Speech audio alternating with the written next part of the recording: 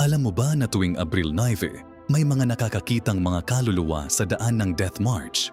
Taong 1942, mahigit 70,000 sundalo, Pilipino at Amerikano, pinilit maglakad ng 80 kilometro sa ilalim ng init ng araw. Walang pagkain, walang tubig, libo-libo ang namatay. Pero hindi pa rin sila tumigil sa paglalakad.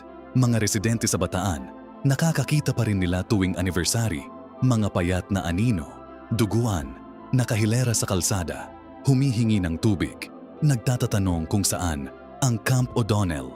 Hindi nila alam na tapos na ang giyera. Isang veterano, nakasalubong niya ang kaluluwa ng sundalo. Nakilala nito ang apelido niya. Sabihin mo kay Maria, sabi ng multo. Mahal ko siya hanggang ngayon. Pero si Maria, matagal nang patay.